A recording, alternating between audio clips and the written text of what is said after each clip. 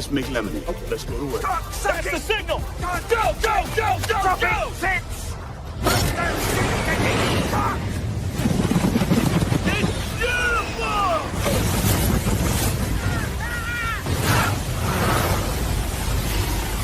Mother Nature just pissed her pants, dude.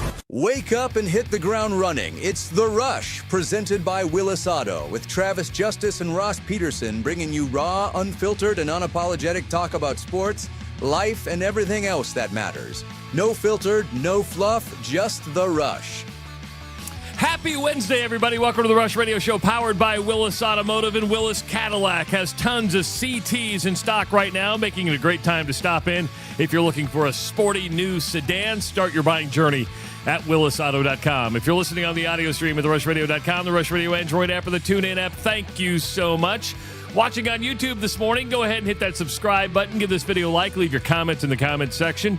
We have the greatest callers in all of radio. Give us a call at 515-517-2303.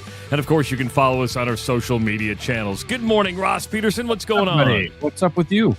Well, something struck a nerve with me this morning. Okay. Yeah, something struck a nerve with me. And okay, I like it. It is the expectations, again, of youth sports and youth activities, right? Okay. You've gone through this with Eli where, in baseball, you get a ring for every little thing you do, and you get a trophy or a ribbon for everything you do. And you're like, how far can this really go, right? I mean, how far can this go to give kids an experience, and starting maybe at the earliest ages of an experience? And I thought the rings were kind of going overboard, all the other things that go with it. I saw something today on my social media channels that I've never seen before, and I got to be careful because this is a friend of mine, and I don't want to call them out specifically by name. But if they listen to the show, they're going to know that I'm talking about them. I see this picture pop up, Ross, and Audrey's in dance, right? Has she gone into the cheer world yet? Yeah. We've done that a couple times. Yeah. Okay. This person, they had a signing day yesterday to where they were selected for the elite team, and they put the table out and the logo, and they're signing their letter of intent. I mean, this kid's 8 or 9 years old. Be on the elite squad. And they're signing a letter of intent like thing, and they're calling it signing day. We're at signing day now? Oh, Travis.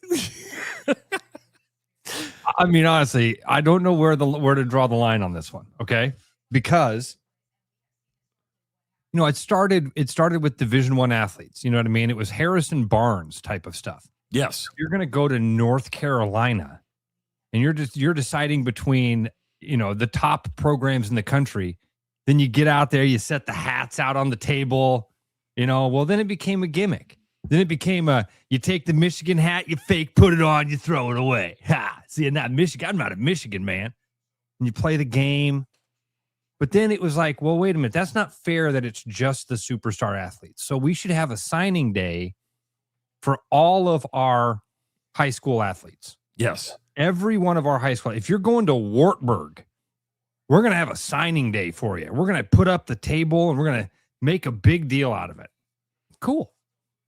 Well, then the next group was like, well, wait a minute. My kid's going to go into the trades. He doesn't have to go to college. He's going to get an actual job with an actual union. He's going to make actual money. That's cooler than going to Wartburg. So we're going to have a signing day and put on a hard hat. Yes, they do that, Travis. I know. They do that. Signing day for the trades. Congratulations. It's a very cool thing. And by the way, the kids making the step to go into the trades, way to go. Way to go. Good move on you. We don't need a signing day. And this is the problem. That's why I say I don't know where to draw the line, because now obviously we're way past the line. An 8-year-old makes the elite squad, and so and I don't blame the parent, your friend. I don't blame him for it. You know what I mean? Her. Okay. Her. I don't blame her for it, for taking advantage of it and saying, hey, this is fun. What a cool thing for your kid. Well, it's probably one of those things, and I know this person quite well, and I'm going to ask her about it today, and I'm going to go, hey, did you feel a little weird doing this? Because you really don't have a choice, right? I mean, if all the other kids are doing it, you've got to kind of fall in line and sign the piece of paper. But I'm so thankful my girls weren't into this. My girls were photographers and marketers and painters, right? I mean, I'm just sitting here going, I mean, it's the pose picture, like signing a letter of intent. I'm like, you're 9 years old. Does she know how to sign her name? Probably in bad print, right? Like all over the place. I'm with you. I don't know where the line gets drawn. I don't know where we drew it. I don't know where we drew the line, but we're past it. I think, honestly, I feel like it's one of those things. I don't know. Maybe it shouldn't be done at all. I think maybe even for the Division I athletes, because most Division I athletes don't do that. Most Division I athletes don't do the hat presentation with 9 family members all in black jackets so they can all rip the coats open and show Georgia. Yeah, look, we're a Georgia family. I think it's one of those things where it builds up unrealistic expectations. Not saying that some of these people won't go on to cheer at Iowa or Iowa State or be one of the, but the majority of people don't do that. They're 9. They're 9. I will confidently say none of them will be college cheerleaders. They're 9.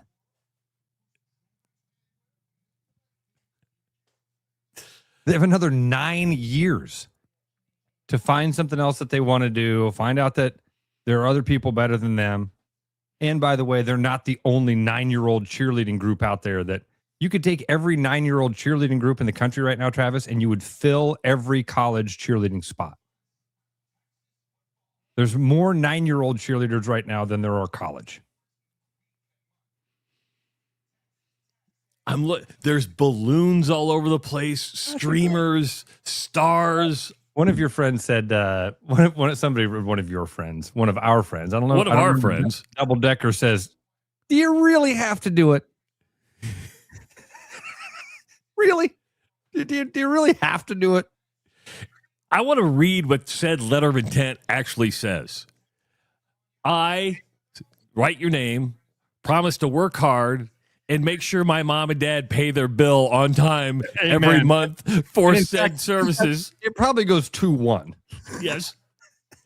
So I promise to have mom and dad's money in hand when I walk in the door and work on the thing that we're supposed to work on. Mom, Dad, come over here. We got to have you sign your letter of intent. What is that? This is for the ACH withdrawal, so we know that we get paid every single month for our coaching services.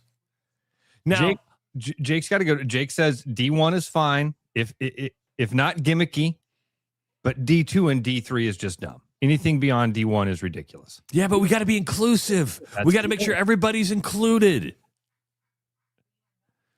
So, Travis, now they do it like... They'll do it like for kids that didn't get a scholarship, aren't actually going into the trades. If you're just going to DMAC like I did, they'll do a thing where it's like, hey, Ross, you want to do a DMAC signing day? No, I'm embarrassed. I was supposed to be at Penn, and I'm at DMAC. No, I don't want you to tell people. Hey, guys, remember our academic decathlon team captain? Yeah, he's going to DMAC where he'll eventually drop out.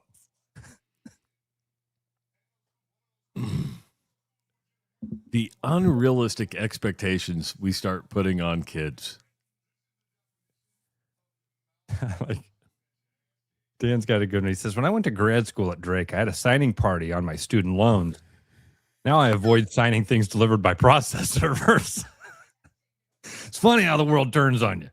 It does. It does. Oh, man. Yeah, it just... What's the next thing you can do? I mean, you've taken...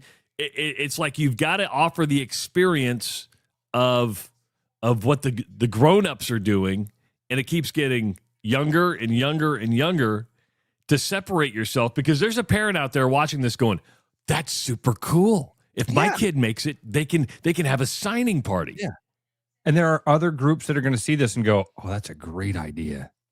Why didn't we think of We're that?" gonna do that." And again, Travis, the marketing thing. It's very smart by the gym or whatever you want to call it, the organization. Think of how many of those parents are posting that stuff. It's free marketing. Other parents see it and go, "Oh my God, I want my kid to be a member of the Shine ceremony," whatever you want to call their team. You know what I mean? It'll work. Jake says, "I played D3 sports. All I had to do to get on the team was pay tuition and show up." That's good. Mom, Dad, we're going to have to do a credit check to make sure that you can afford this. There is money in youth sports, right? We know that. So I'm just curious, and Brian Duax may be able to help out with this when we talk to him tomorrow.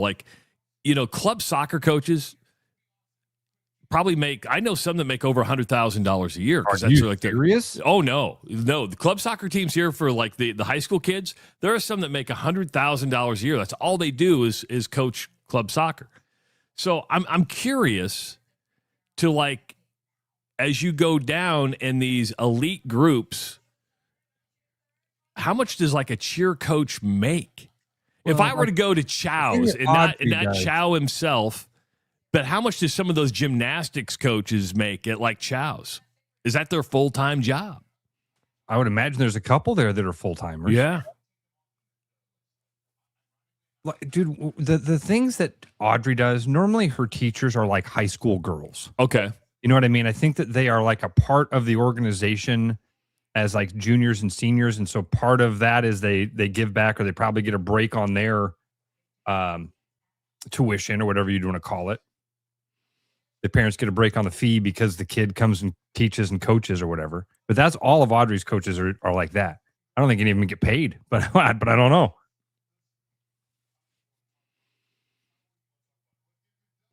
Signing day. Huh. I don't know where this is. I want to go back here again because this Hawk Nut, this is perfect Hawk Nut. I can't wait for Travis's grandkids to be doing this. I will not support this. Abigail, if you're watching right now and Sutton gets into cheer or to dance or whatever. Dude, I promise you will love it. I promise you. No. From this perspective, I completely agree with you. I want you to know that. This is ridiculous. It's silly. I also would tell you this. If they had this for Audrey, I'd do it. Smile on my little girl's face. See the pride in that. Post about how proud I am of her. Tell other people that are, my family members in Wisconsin, hey, look at the things Audrey's accomplishing.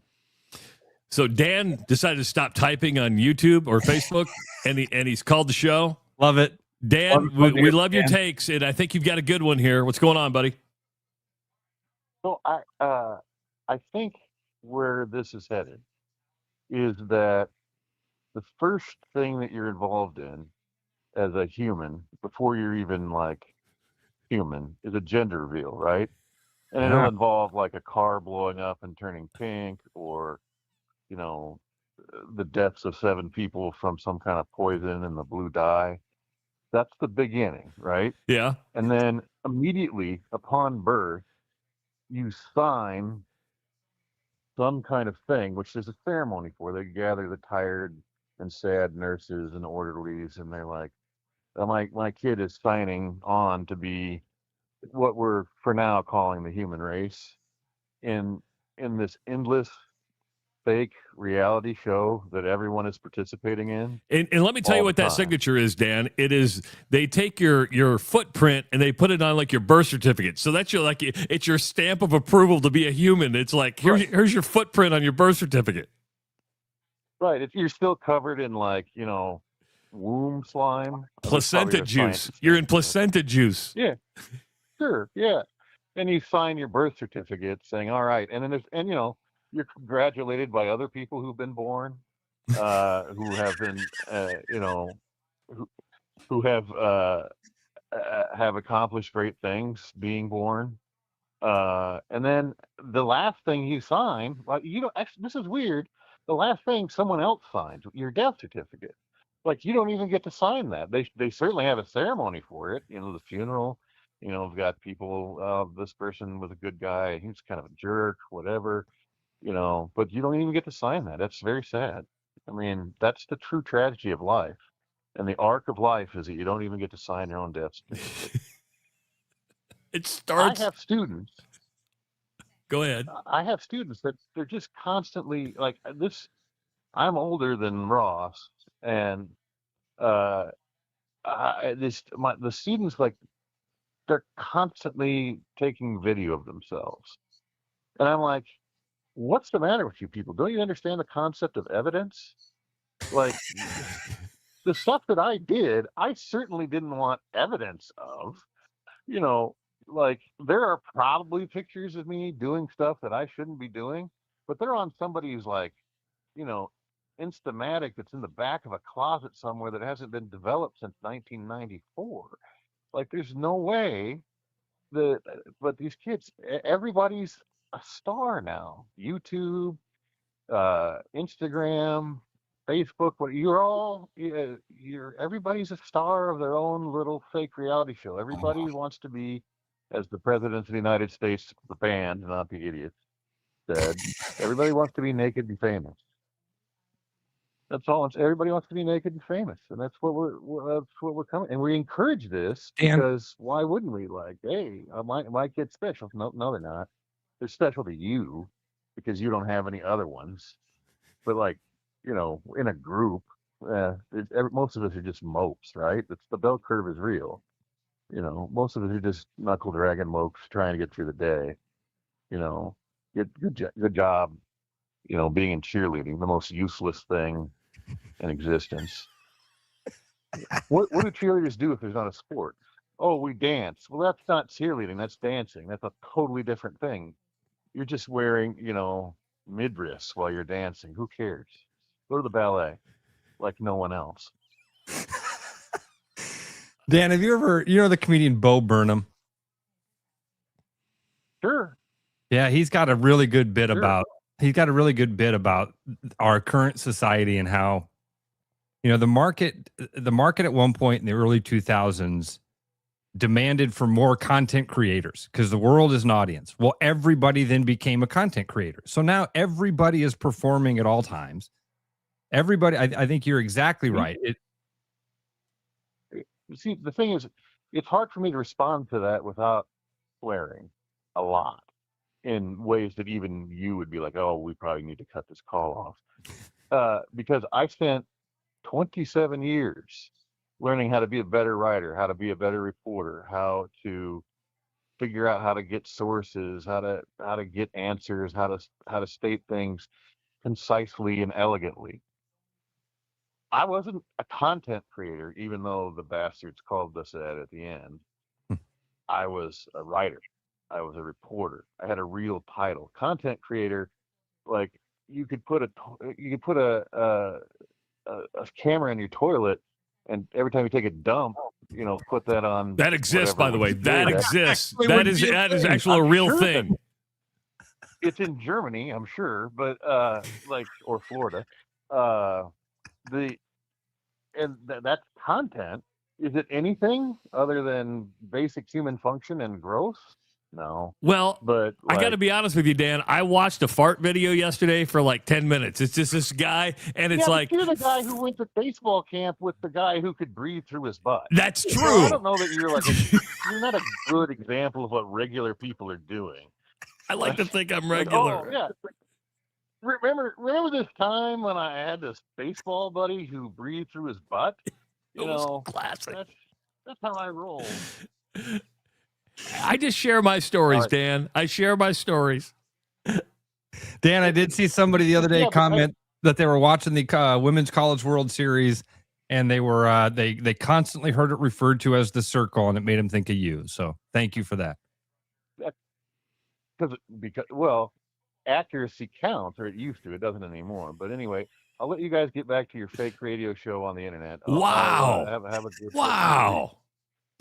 Well, I'm just tying it into the theme. Okay. Yeah, I see what he did there. I like it. Okay. Yeah. Thanks, Dan. See you later. Love you, buddy. Irish writes in it and kind of summarizes some of that. It's all for social media. It's so they can post the pictures and the videos. If they didn't have the pics and videos and they had to explain to somebody what they had their kid do, that would be lame. Imagine that if you didn't have the photo of it. That's a good thought experiment, Irish. To just if you didn't have the photo or video of it, and you went to work and your coworker came up to you and was like, "Hey, what'd you do last night?" Like, "Oh man, it's a great thing. You know, my daughter's a part of that cheer thing." We went and had her. She got selected to be a part of the elite team, so we had a signing day for her. I think at about that point you'd be saying it and you'd go, "The f- did I do last night?" But like I said, if that was something that was offered to Audrey, I would do it. And I would do it exactly the way that I'm mocking those parents for, that Irish is, that I would post it and say, "Hey, look how proud I am of my little girl. She's putting in a lot of hard work. It's paying off. This neat thing is happening in her life right now." And then I would post it and know that Travis was in Omaha going, "Ross, what are you doing?" 515-517-2303. Moose, what's going on? So, this cheerleading thing, the next thing that's going to happen, and it probably already does, but it's going to be the announcement as sponsored by Elle, because, they've got to have all this makeup and materials to look good as a cheerleader, and lipstick and everything else, or at least they do in Texas. I mean, I've never seen so many girls, young girls, with fake eyelashes and makeup out the wazoo and bright red lipstick, etc. So that'll be the next thing. That'll be the name, image, and likeness for He's ninth grade, absolutely right. 8th grade cheer competition things. You're absolutely right. You're ahead of the. They do things different down in Texas, and they may be leading the charge here, Moose. Oh, I agree. I mean, well, you're talking about club sports earlier. Volleyball down here, which I'm the referee of. The average club fees to get on a bad team is $5,000 a year. A good team is $10,000 a year, plus you have to pay for travel. Coaches down here make $100,000 to $120,000, plus $200 an hour for private lessons. $200 an hour, private lessons. That's if it's a gig you can get and somebody's going to pay it, more power to you. But man, dude. One coach, unfortunately, he just passed away. He was part of the Chinese national team back in the years, but that's what his going rate was to do private lessons. Damn. Good stuff, Moose. Thanks for the call, buddy. It's nuts. Thanks. All right, drive safe to work on that hour and 15-minute commute to go 39 miles. Dude, I saw something crazy the other day, speaking of Texas. And this has anything to do with the size of Texas. This has something to do with the size of Montana. Big state. In your brain, think about where Montana is, northwest, right? Yeah. Along the Canadian border. Is there, right? There's not a state north of Montana. There's not. You go straight into Canada. The southeast corner of Montana. Southeast, which would be heading up to Billings and by Wyoming. Okay, I know. Yep. And actually, the Battle of Little Bighorn is right down in there, so I know where you're at. The southeast corner of Montana is closer to Texas than it is the northwest corner of Montana. Isn't that crazy? What? I saw a map and it was like, it was like a bullseye around the southeast part of Montana. It's like, look at this. The southeast corner of Montana is closer to Texas than it is the northwest corner of Montana. Is the northwest corner like where Glacier National Park is and stuff up in there? Yeah. As I point looking off into my camera, it's like you did it, I look. Yeah, you're right. It's right there. I'm like, yeah, that's what it looks like. I see it. Yeah. But Moose was on to something. If you're a makeup company or something, you see something like that, we could take advantage of that. Great idea. It's a great idea. We haven't even touched on. I want to get, because a lot of people in the comments are having a different conversation. I want to get to it here in just a second. But dude, anyway,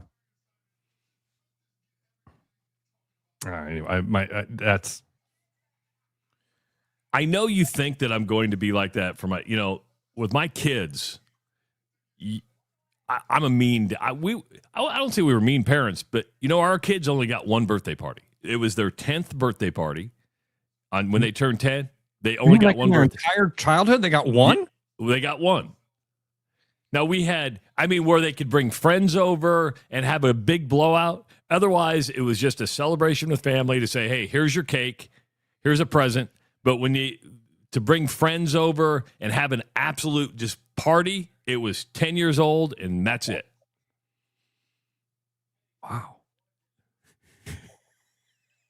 And that wasn't me, man. That was Anjanette. Really? That was Anjanette. Yeah. Wait, did her family do things that way? No, I think she goes, I don't want to build up unrealistic expectations to where and she thought at the end, for the age, it would be memorable. It would be something that stood out throughout your childhood. Instead of doing one every single year, that's the one you're going to remember. You're going to remember who was there. You're going to remember what you did. True. And I imagine that's true for all three of your kids. All four of your kids. Yeah, all four of my kids. 3 of the 4. You pick which ones. Alan says, Jesus, what the fuck, Travis? I can't win with anybody today. I actually, dude, here's the thing. The more I think about that, I really like that idea. Thank you. Because it came from Anjanette. If it would have been my idea, you'd have been no. But once I justified it through Anjanette's lens, you're like, yeah. No, here's why, dude. I've never been big on birthdays. It's never been. I don't like special days. I don't like birthdays. I don't like anniversaries. I don't like Mother's Day, Father's Day. Like, man, show me you love me every day. And I think that that's kind of what I get from you guys there is, listen, your birthday isn't that special of a day. First of all, everybody has one. Like Dan was just talking about. This thing we for now call the human race. We're all part of it. And look what Anjanette and I do. We don't celebrate birthdays or Christmas or anything. We go on one trip or a couple trips a year, and that's how we celebrate. That's it. Yeah, I'm not saying what we do is right. It's just what we decided to do. Valentine's Day. I hate these things where it's like there's an additional expectation for me to show you how I feel about you. How about people that say it's my birthday month? Have you ever seen that? We're going to celebrate my whole birthday all month long because it's all about me. All about me this entire month. This is my special time because I did something special. What'd you do? I stayed alive. And it causes problems in my relationships, Travis. It really does. Like, dude, the other day, my mom's birthday was the other day. This is going to sound crazy because I love my mom dearly. I hope everybody understands that. I don't know my mom's birthday. I don't know mine. I know it's in March sometime, but I don't know the date. My mom's is May 27th, and I only know that because we celebrated it last week. That was it. But on Monday, when my family's like, hey, we're getting together Wednesday for mom's birthday, I'm like, what day? I have to get phone calls from my dad to say, hey, today's your sister's birthday, right? Oh, thanks, Dad. Cool. Yeah, thank you. Call my sister. Hell, I missed my brother's birthday last month. And you know what? He probably didn't care. Here's what I called him. I'm like, hey, man, I missed your birthday yesterday. Happy birthday. And he goes, what's funny? Last night I was laying in bed and I thought, man, Ross usually calls me on my birthday or puts out a post about me, but I didn't call him on his birthday last year, so he's probably getting me back.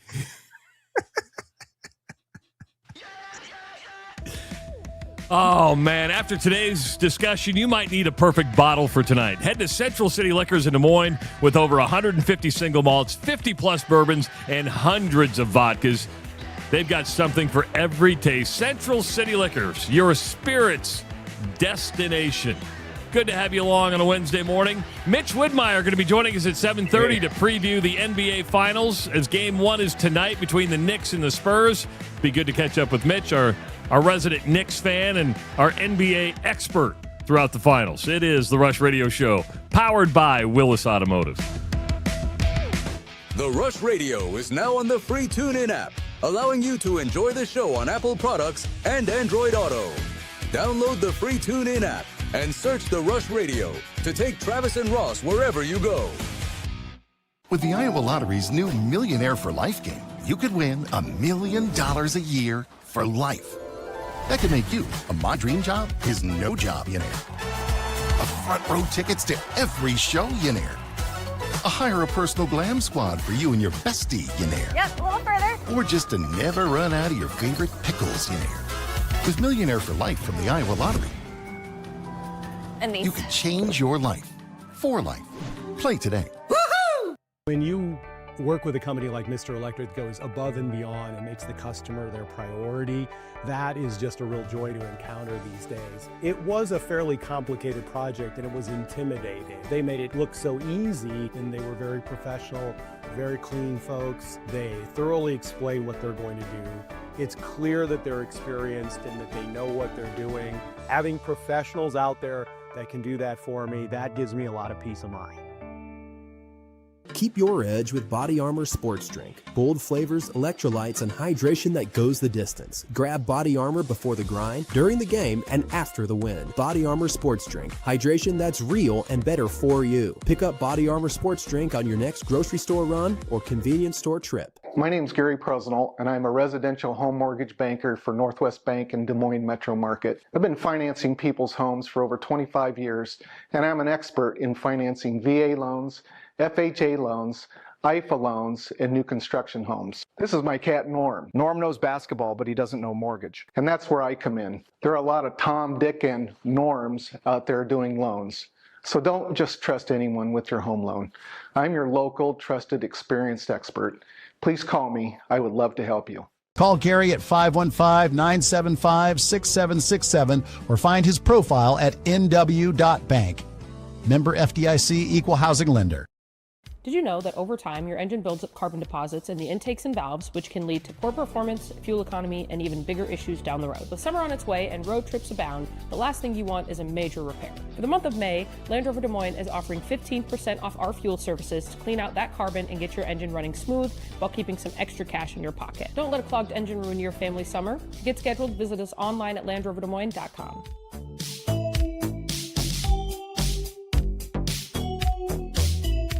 Every business has priorities, and Priority One Heating and Cooling is no different. As a service provider, we prioritize quality air conditioners and furnaces that will keep your home at your comfort level year-round. As a small business, we prioritize doing things the right way and treating people fairly.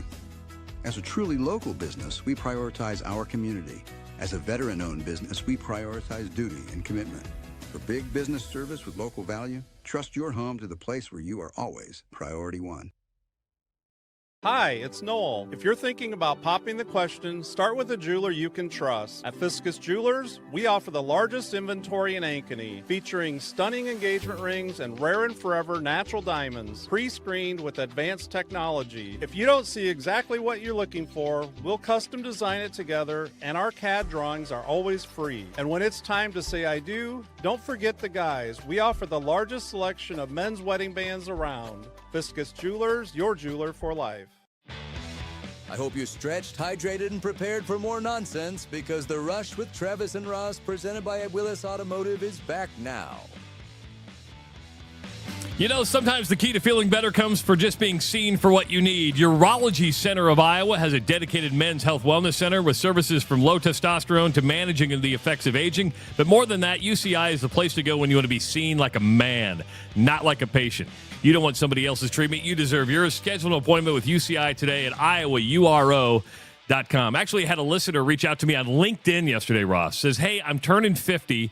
I hear you every morning talking about a men's health center. Can you give me the name again? I said, yes, it's Urology Center of Iowa. And make sure to mention The Rush with Travis and Ross when you schedule your appointment. He goes, I will do that. I said, that's good. 515-517-2303. We got a phone call. Jan has been waiting on hold through the break. Jan, welcome to the Rush Radio Show powered by Willis Automotive. Good morning, Jan.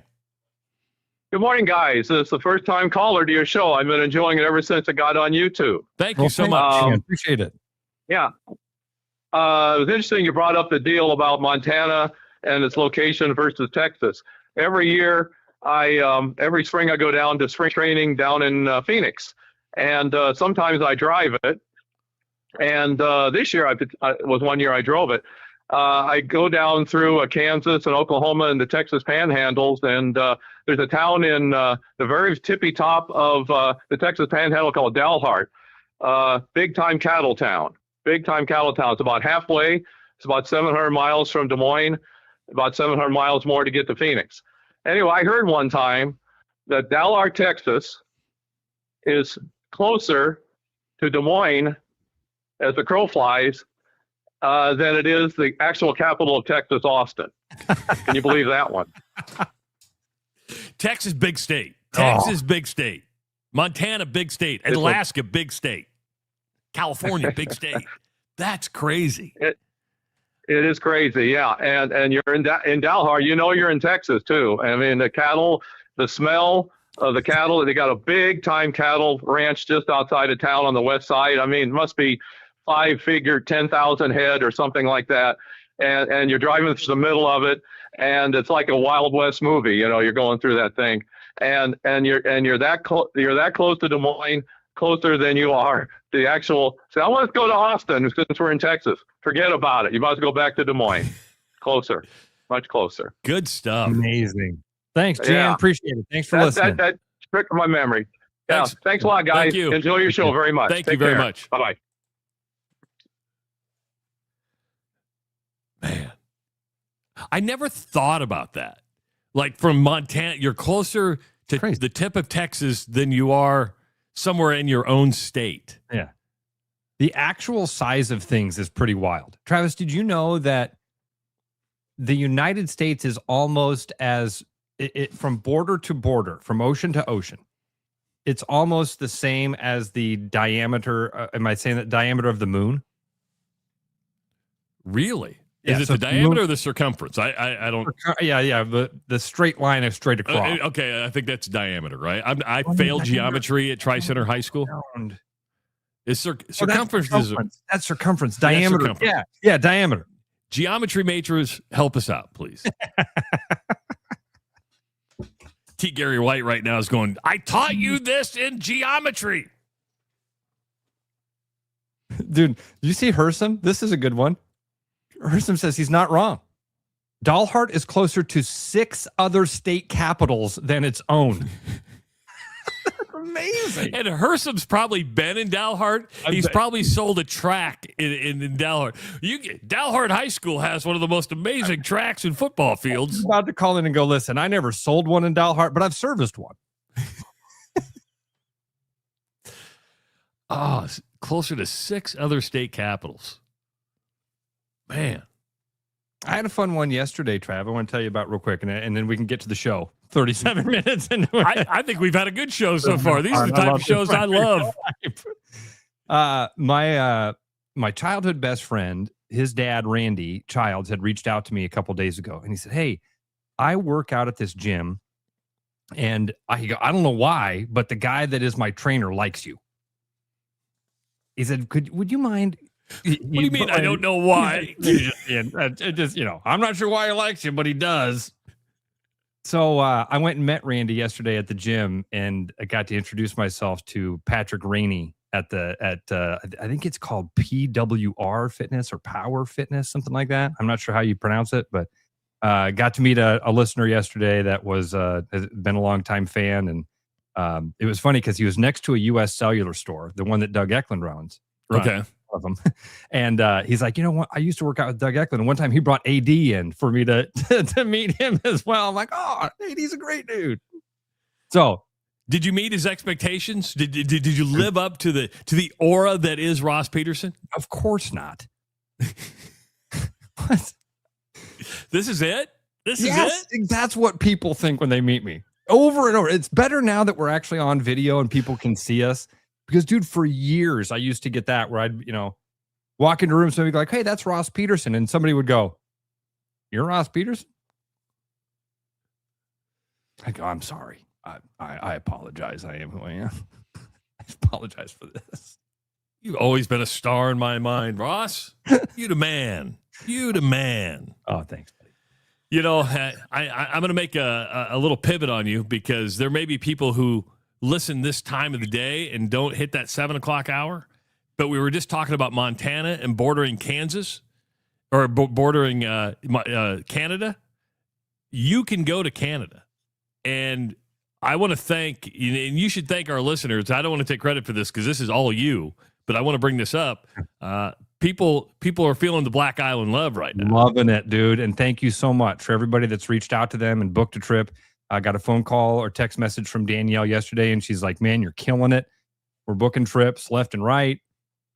So you can take advantage of this. A lot of listeners are right now, and it is an incredible opportunity for what the price is that you can get. The Ballard's Black Island is something that you've heard me talk about for years. I mean, every word of it. It is such a special place. It's so cool. It's not just the fishing. The fishing's amazing. The best fishing of my life. But it's way more than that. The cabins, the experience of being out there in the wilderness, watching the Milky Way go over your head at night. I mean, you're so far away from light pollution. You can't believe how many stars there are in that night sky. And you literally watch the Milky Way. It's that clear. It's just incredible. It's the most amazing experience. Several of our listeners have already taken advantage of it, and you can too. There's a couple of spots still available. The availability is limited, so give them a call and try to figure out what dates would work for you. Luann has been there, and Luann says the same thing. So much fun. You get shooting stars. The number of times I've walked out onto the deck and gone, whoa, and you went, don't you know that you are a shooting star? Okay, sorry. Bad Company? Yeah, I believe so, yes. Paul Rogers in Bad Company. Underrated man, right? I think so. I think Bad Company's a good band. Shooting Star's a great song. It is. Johnny was a schoolboy. Oh, that's a good one. But then are they one of the only bands also that had a song named the same thing as the band? Bad Company. Till the day I die. Maybe. I don't know. There have been other bands that have done that? Big Country? Remember Big Country? It was a big country. In a big country. Yeah. So I didn't mean to divert your... Okay. That's okay. Thanks for... And I wanted to tell people, call them at 218-634-1996. 218-634-1996 and tell them that you're interested in the Ross special, and they'll get you set up. Awesome time. Men, women, kids, grandparents, everybody. I've been on that island with 9-year-olds and 90-year-olds, fishermen, people that have never fished. Everybody loves it. It's something for everyone, so check it out. We talked earlier in the week and even last week about the college sports bill that is going to be debated in Congress that's supposed to, put some normalcy to college sports. We thought that everybody would be on board. The Big 12 has come out and said, hey, we support this. The ACC has come out and said, hey, we support this. Maybe Jamie Pollard was on to something when talking about the Big 10 and the SEC, because the Big 10 and the SEC have come out and said, yeah, we don't support this. We're not going to support this. And Jamie... during the Cyclone Tailgate Tour, made that comment that went viral and said, maybe you just got to go out and do your own thing. We'll do our thing. You guys go do your thing. You want to control everything. Just go be you. We'll be us, and we'll take care of it. Because with the Big Ten and the SEC not supporting this, and you're going to say, well, it still has to be debated in Congress. You don't think they have a lobby? You don't look at the states they cover and the House of Representative members and the senators they can get to put political pressure on those said voters. The Big Ten, and I'm a Big Ten guy. I am. I like the Big Ten. But this is a power play that says, hey, the bill may be collectively, and is the bill perfect? No bill is perfect. There's always unintended consequences. There's a loser. There's going to be winners and losers in it. But these two don't want to cede any power whatsoever. And their main thing right now is it says it doesn't really. There's no meaningful preempt of state laws, meaning states during this have created their own laws that would basically not preempt the federal law. And that's what they're worried about. Is it really going to end the lawsuits? Is it really going to solve the problem? And they don't believe it does. Now, it may be a legitimate worry. The people who've written the bill, Ted Cruz and the senator from Washington, have said, no, we've written this to preempt state laws.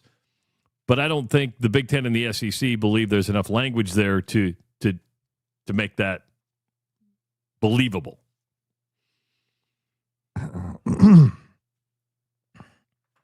Man, Travis, it's such a changing landscape. Like, I think part of my problem with the government stepping in this thing is this, that a bill, how do I want to say this? That a bill takes a current situation and silos it for eternity. A bill right now in this changing landscape of college sports, as we're watching the power dynamic shift on a daily basis between not only universities and these conferences, if the government steps in and says, all right, we're going to solve this thing, they're going to use the math of today and extrapolate that out for eternity and say, okay, the way it is right now, that's the way it's always going to be. SEC and Big Ten, you're the big dogs and you guys get to call the shots, and we're going to maneuver this thing so that you guys are always on top of the mountain. I don't like it at all. I don't want the government to get involved in this. I said this a year ago that this is what the NCAA wanted. I said, hey man, this is my conspiracy theory on what's happening here and why the NCAA is allowing this to get so out of hand, because they want total control. And so if they let the big dogs get out of hand, government's going to say, okay, put a leash on it. But we talked about it over these last couple of years. The NCAA never lost their power. They still implemented those on the D2 and D3 levels.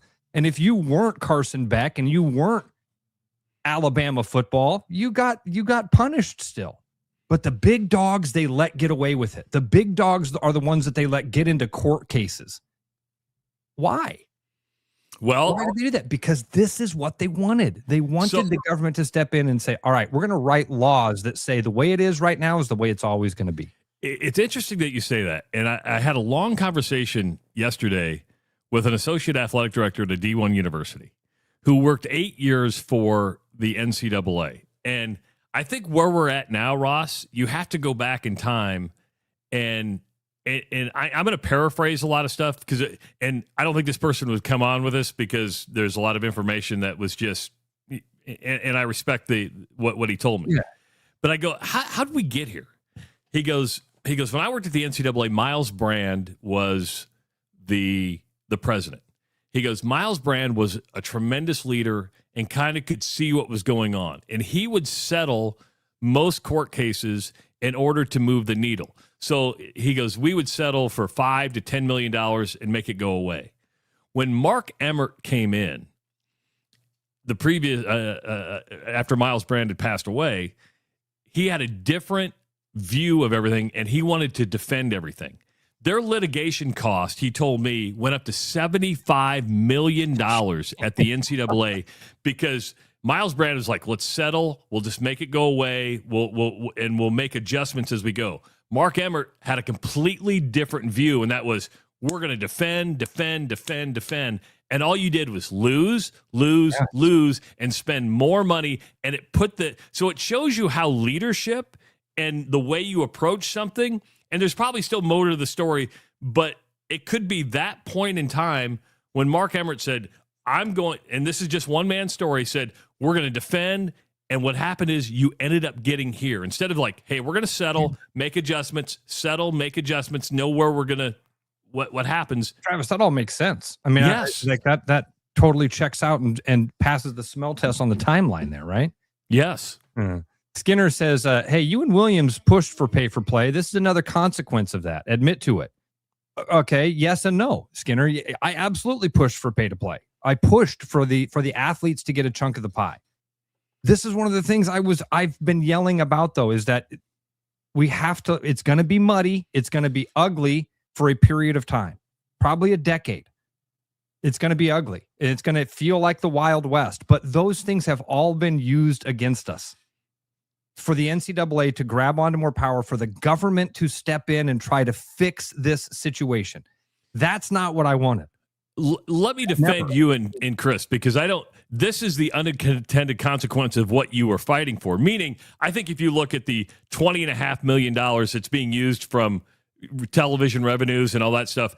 That's what you wanted as a piece of the pie. Yes. I think you also wanted, hey, if you can go out and have a YouTube channel, or if you want to get Sparky's or Mr. Electric or Corey's Bats and Bugs to sponsor you, that's a way to make extra money. You never once saw, hey, Mr. Donor, give me millions of dollars and we're going to redistribute that. That's not name, image, and likeness in any way. Yeah, and when Skinner says you and Williams wanted pay for play, no, we didn't. And I should have pushed back on that. We never wanted pay for play. We wanted name, image, and likeness. You're going to sell jerseys with McNamara on the back, then damn it, that kid should get part of that money. Well, let's use Shedeur Sanders as an example. Sure, he's a pro. His rookie contract is for $4 million. He made $17.7 million on jersey sales. And that's a portion. Yes. He doesn't get on, that's a portion of what was made on his jersey sales. So what we're experiencing is the unintended consequence of what was created because there was no policing and there was no, when these collectives, and A&M was like the first major collective, you went, oh, that's a different way to think about it. There was a loophole. They found the loophole. And then they didn't correct anything after that. And now we have the situation we have. So I don't think you fought for what we're seeing today. No. Because it's not sustainable. In a business model, I think every athletic director would tell you that it's not sustainable if you want to keep up that way. Everyone, even the ones from the big schools would tell you, well, deep down, this isn't sustainable. Percentage of growth you've seen these last couple of years. It's not sustainable. And that I think is the thing I've been saying the whole time is the free market will figure this out eventually. It's going to take a long time. It's going to be really ugly. There are going to be a lot of mistakes made. But what do you think of the Big Ten and the SEC coming out? You have the ACC and the Big 12 saying, hey, we support this. But we have the SEC and the Big... I'm sure everybody in the ACC and the Big 12 is like, here we go again. Yeah, right. Here we go again. Can't we just agree on something? Not on giving anything up. I'm not going to agree on that.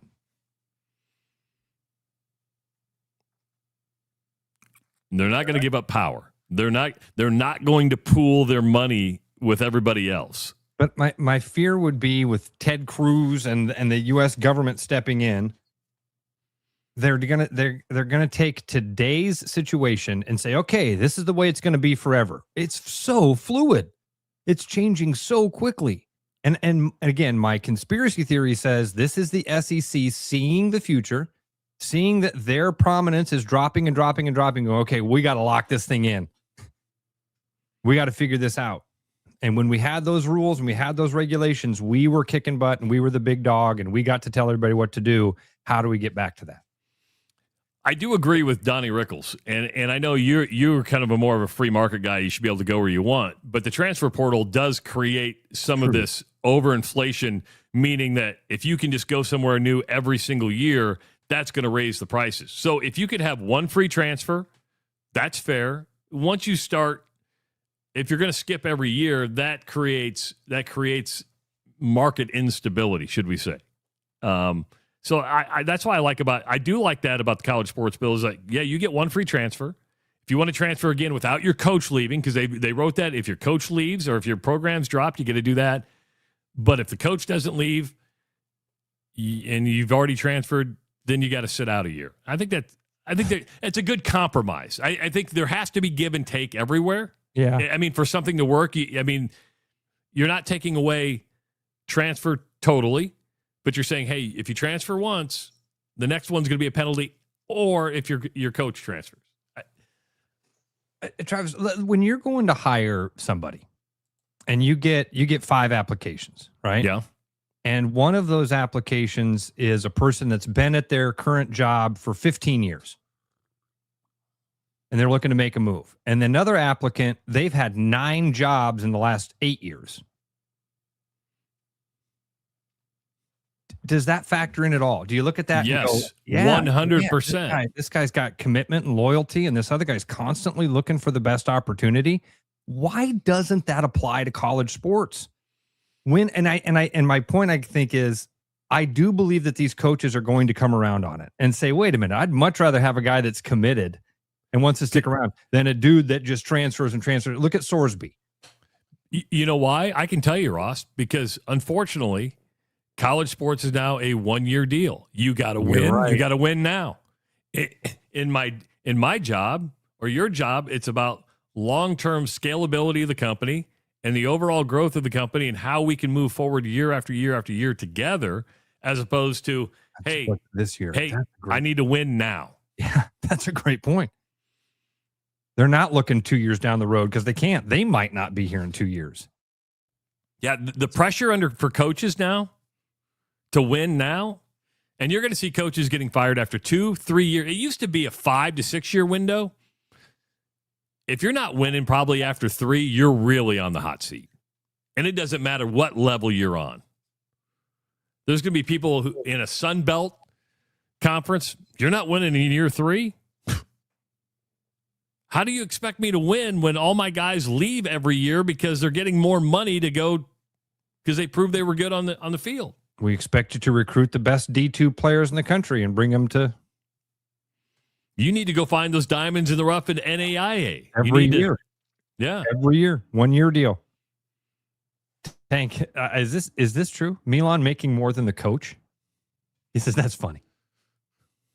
He might be.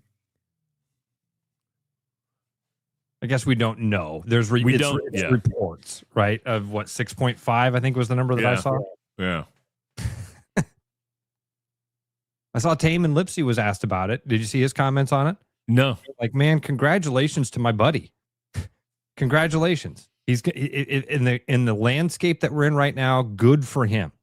He's making more, allegedly, than the number 8 pick in the NBA draft this year. I saw that he's going to make more next year playing for Kentucky than all but 7 of the dudes that actually got drafted. And that's great. I think that's cool. But I saw, they asked Taman about it. Like, hey, how you feel about your buddy making $6.5 million? It's like, great. Terrific. I'm happy for him. I'm not mad at him that he left Iowa State. I understand how that all went down. Good for him.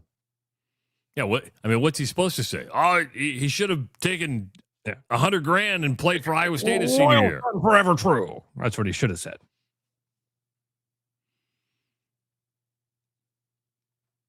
So, yeah, it'll be interesting to see how this, and they're getting ready to start debating the bill in Congress. It'll be interesting to see if anybody from the SEC or the Big Ten shows up and if there will be support. But don't kid yourself. These two conferences, they're powerful, and they will have a lobby. There's a really frustrating part of this to me, man. And I saw somebody comment on it earlier. And I wish I could remember who it was, and I apologize for thank you for putting it in my brain. And I apologize that I don't remember who it was. I'm trying to scroll back to see it real quick.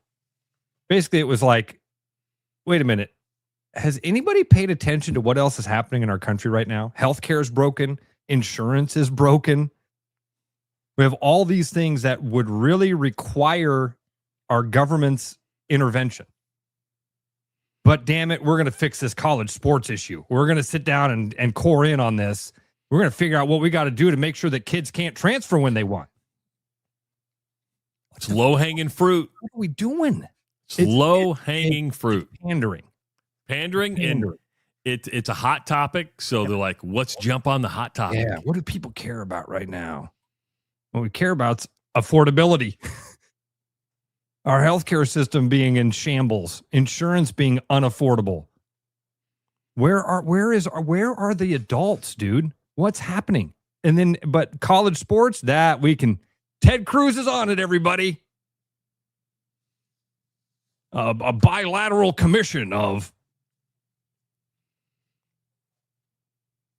like-minded politicians. Look, we put our differences aside so we could figure out this college sports thing. High five, everybody.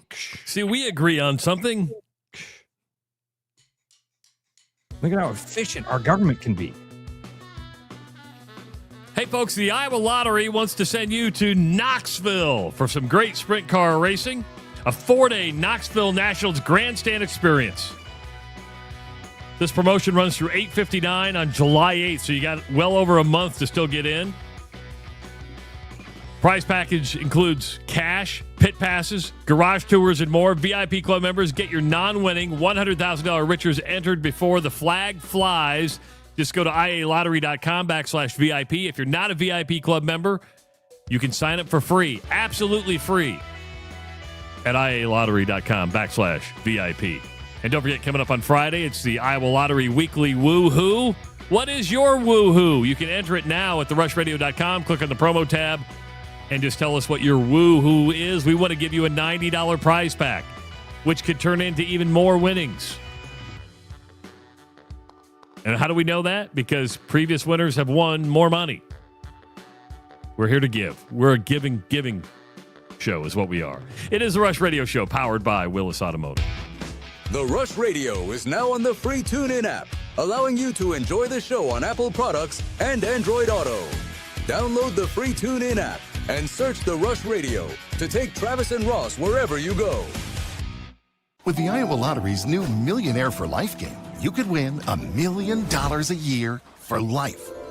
That could make you a My Dream Job is No Job millionaire. A front row tickets to every show millionaire.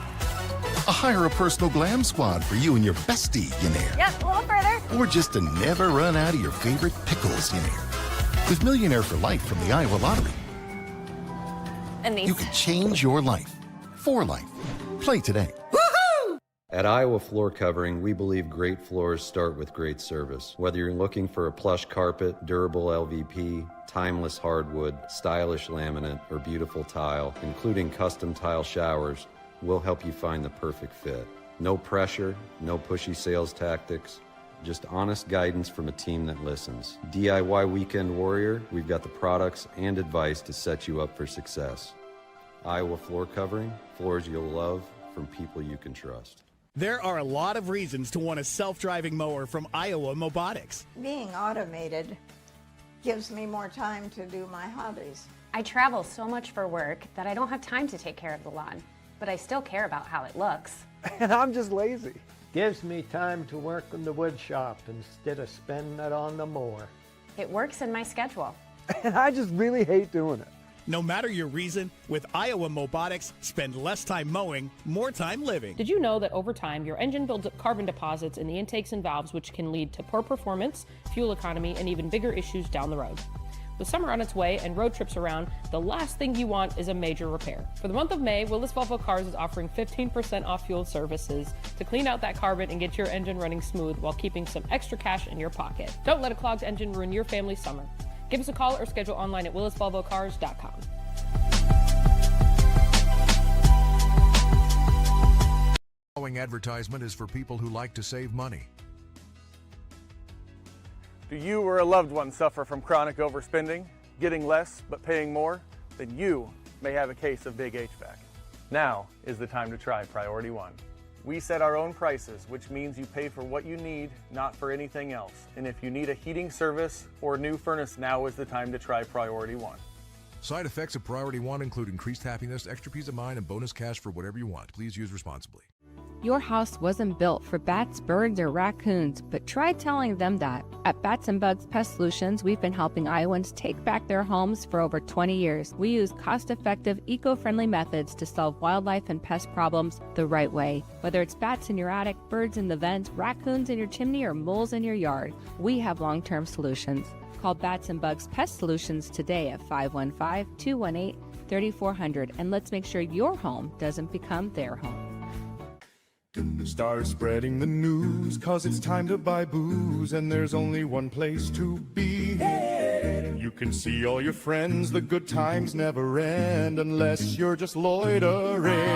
It's Central City, we can make your dreams come true. No guarantee your dreams will come true. Central City, all this booze is waiting for you. Look at all this booze. Game on, keep your edge with Body Armor Sports Drink. Bold flavors, electrolytes, and hydration that goes the distance. Grab Body Armor before the grind, during the game, and after the win. Body Armor Sports Drink. Hydration that's real and better for you. Pick up Body Armor Sports Drink on your next grocery store run or convenience store trip. The Rush, presented by Willis Automotive, is back because apparently Travis and Ross have even more to say. Hour number 2 of the Rush Radio Show, powered by Willis Automotive. And if you're not in the market for a new car, how about a pre-owned car from Willis Waukee Pre-Owned? Yes, they are in Waukee. A great selection of quality pre-owned vehicles to choose that are very close to home. Start your buying journey at willisauto.com. If you're listening on the audio stream at therushradio.com, the Rush Radio Android app, or the TuneIn app, thank you so much. Watching on YouTube this morning, go ahead and hit that subscribe button. Give this video a like. You can always leave your comments in the comments section to play along with us right from your keyboard. Call the show at 515-517-2303 and follow us on our social media channels. We got a Facebook page. We've got a TikTok page. We got an Instagram page, even X. Coming up at 7:30, Mitch Widmeier is going to be joining us. Of course, the NBA Finals kick off tonight, Game 1 between the Knicks and San Antonio. So we'll be talking to Mitch about that. Did you watch any hockey last night, Ross? I did not, man. I missed Game 1 of the NHL Stanley Cup Finals. Dude, it was there's something playoff hockey. We talk about this in baseball. Hockey's just especially playoff hockey's incredible. You get to the Cup Finals and it's just intense. Just intense. Tomas Hertl scored a goal with about 3.5 minutes to go in the game to give Vegas the win at Carolina. 5-4 the final. That might be a bucket list for me. I don't have a hockey team. I'm not married to any team. Just to go and be a spectator at a Stanley Cup final, I think would be a really, really unique experience. It's incredible. Oh, that would be amazing. Have you ever been to an NHL game? I have, but it was like a regular season game, and the speed is incredible. But I don't think it's quite the playoff Stanley Cup atmosphere. And you throw Sean McDonough, say what you want about Sean McDonough. That dude calls hockey like there's no tomorrow. We've talked about this, dude. Hockey play-by-play is totally different. It's a totally different, like, who's the guy that we love so much? Kevin Harlan. Yes. Man, you could have Kevin Harlan call breakfast and it would be amazing, right? He's syruping the pancakes. You're like, oh, yeah, that's great. But hockey, I don't think hockey is so different when you're calling the game. My buddy Josh Fisher explained this to me once because Josh has done play-by-play hockey for several different teams. And he explained it to me once like, yeah, a hockey announcer has to know where the puck is going, not where it is. You got to know the game. Got to know the game so well. You got to be able to see things happening that as a very casual hockey fan, the game's way too fast for me sometimes. So I would say nothing bad about an NHL play-by-play announcer. Those dudes are super talented. Yeah, and the assignment that McDonough puts behind it, and it's just he captures the energy that is in the building, right? You're like, for some reason, you feel the electricity of what's taking place in that building. Vegas up 1-0 in the best-of-7 series. I do have a question for you about the NHL, Ross. When is the last time a Canadian team won this? There's no Canadian team in the final. When is the last time a Canadian team won the Stanley Cup? I saw this and it blew my mind, but I don't remember when it was. 1993. Yeah, I thought it was the Montreal Canadiens are the last Canadian team to win a Stanley Cup. And there won't be one this year, and you're just like, wow. And we'll talk to Mitch about it. I mean, New York hasn't partied for an NBA title since 1973. It may be a national celebration if, like, Edmonton, Montreal, Toronto, if any of those teams ever win a cup again, it may be a national celebration because the cup has not been there for over 30 years. I mean, it is shocking because it's hockey in Canada. Yeah. But man, when you look at the numbers, it's not that crazy. When you look at the number of teams in the States. Yeah. Look at the markets that they're in. It's not, it's a shocking stat to hear because we associate Canada and hockey so closely together. Let's just call a spade, though. Most of these guys in the NHL that are winning, that are getting their name on the Stanley Cup, are Canadian. Very much so. Canadian. Yesterday, Major League Baseball was Lou Gehrig Day. Not celebrated as prominently as Jackie Robinson Day, but Lou Gehrig Day was yesterday. And I thought it was fitting. The Braves beat Toronto 4-3. Matt Olson had the go-ahead home run for the Braves.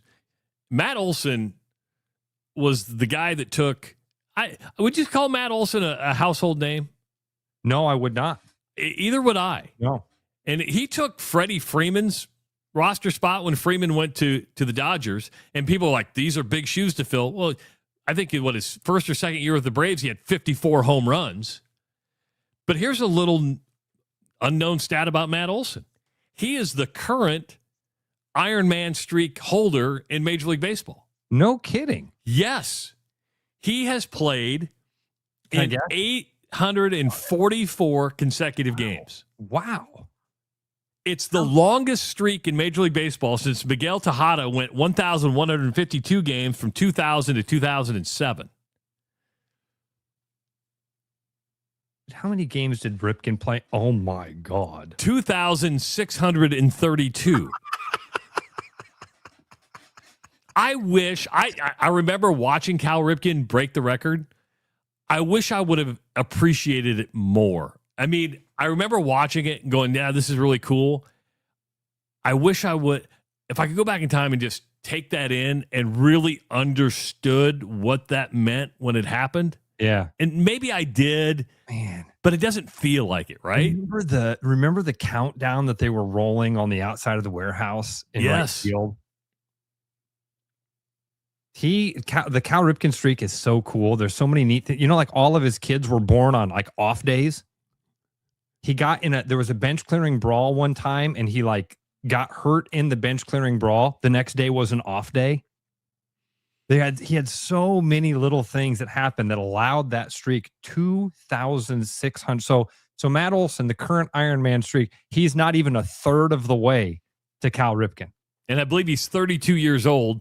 He would have to be like 40 to even probably come close to that record. I mean, Tejada went 1,152 from 2000 to 2007. He's an interesting guy too, Miguel Tejada. It's funny that you bring this up, Travis, because yesterday, Justin Verlander pitched against the iCubs last night down at Principal Park. And Mark Charter went down to the game with his family, and he snapped a photo of Verlander, and he's like, man, I'm going to watch a Hall of Famer pitch tonight. And then it started this conversation in our group chat about, first of all, Justin Verlander, his career stats. He's got like 260 some wins. He's not going to get to 300. And then it was like, well, wait, are there any players that are going to get to 300 wins again? Man, that seems like a stat that we don't get 30 game winners anymore. You know what I mean? And Cy Young has like 500 wins. So it got it starting on this conversation, and I'll get to the Matt Olson part of this real quick. Do you know who the last 300 game winner was? Randy Johnson? Yes, 2009. Wow. 2009. Okay. That's 300. Yeah. Cy Young had another career of wins. So that's, and Johnny says, the win stat is overrated. Agree, Johnny, but the conversation here is, what are some of those records that are out there that are probably never going to be broken? And in our group, the Cal Ripken streak did get brought up. Somebody's like, nobody's ever going to do that again. Just the way that baseball is played now. The way that most professional sports are played with this load management and then, I need a day off. Yeah, yeah. The Matt Olson thing came up because then I mentioned the home run record. Like, man, the active career home run leader right now is Giancarlo Stanton. He has 456. He's 36 years old, and he needs 44 home runs to get to 500. He might get to 500. Other than that, it's pretty slim pickings, and somehow that brought up Matt Olson. Matt Olson has 304 career home runs. That puts him 14th on the list of active players.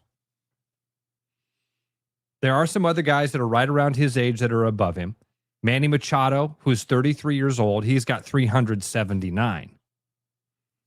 But put that in perspective to Barry Bonds.